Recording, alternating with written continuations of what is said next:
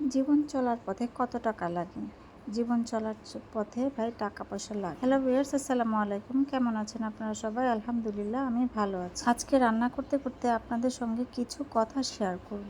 সবাই আমরা বলে থাকি জীবন চলার পথে কত টাকা লাগে, তেমন টাকা পয়সা লাগে না। আপনি একবার ঠান্ডা ব্রেনে চিন্তা করেন, জীবন চলার পথে কেন টাকা পয়সা লাগবে না? সবার টাকা প্রয়োজন হয়। একটা ভালো বাসস্থানে থাকতে গেলে টাকা লাগে। যে যেখানেই থাকেন না কেন, হয়তো বা কিছু মানুষের বাড়ি আছে বা কারো বাড়ি নেই। যাদের বাড়ি নেই তাদের ভাড়া থাকতে হচ্ছে। বাড়িওয়ালা আমাদের ফ্রিতে ভালোবেসে থাকতে দিবে না। অবশ্যই বাড়িওয়ালাকে আমরা যদি টাকা দিই তাহলে আমাদের সঙ্গে সুন্দর ব্যবহার করে সুন্দরভাবে থাকতে দিবে। আমি আমার কোয়ালিটি অনুযায়ী যদি বলি, হ্যাঁ আমার বাসা ভাড়া 12,000 টাকা, আপনি আপনার কোয়ালিটি অনুযায়ী অবশ্যই চাইবেন আমি আপনার মতো করে থাকতে, আমি আমার মতো করে থাকি। বাচ্চাদের ভালো শিক্ষা প্রতিষ্ঠানে পড়াতে গেলেও টাকা লাগে। টাকা ছাড়া বাচ্চাদের পড়ানো যায়?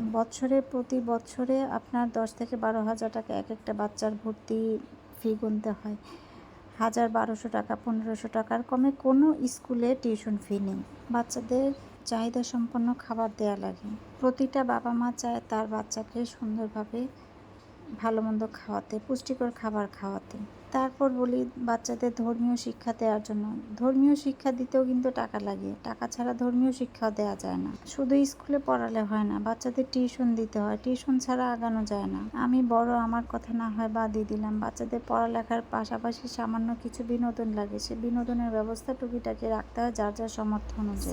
সেভিংসের কথা বাদই দিলাম, এটা না হয় পরের পর্ব। বাচ্চাদের এক্সট্রা গুণ কিনতেও টাকা লাগে। বাচ্চাদের এক্সট্রা গুণ কিনতে টাকা কেন লাগে সেটা বলছি। ধরেন আপনার বাচ্চা ড্রয়িং করে, এখন ড্রয়িংটা আরও একটু ভালো করার জন্য আপনি চাইবেন তাকে একটা ড্রয়িং স্কুলে ভর্তি করাই, অথবা আপনার ড্রয়িং কেনার জন্য, ড্রয়িং করার জন্য যেই স্টেশনারিগুলি দরকার সেগুলা কিনে দেওয়ার জন্য, সেগুলা কিন্তু টাকাই লাগে। তারপরে বলি সামাজিক মেলামেশা। সামাজিক মেলামেশা করতেও টাকা লাগে। আপনি বলেন পাড়া প্রতিবেশী অথবা নিজের আত্মীয় স্বজন, তাদের সঙ্গে মেলামেশা করতেও কিন্তু টাকা লাগে। তাদের সঙ্গে মেলামেশা করতে টাকা ছাড়া হবে না। তাহলে আমরা কেন বলি টাকা কতটুকু লাগে ভাই। এখন আমাদের যে যুগ, টাকা ছাড়া আমরা এক পা হাঁটতে পারি না।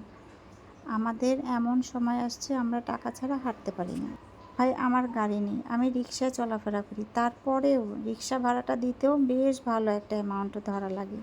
এবার বলেন কোন জায়গাটায় টাকা ছাড়া হয়?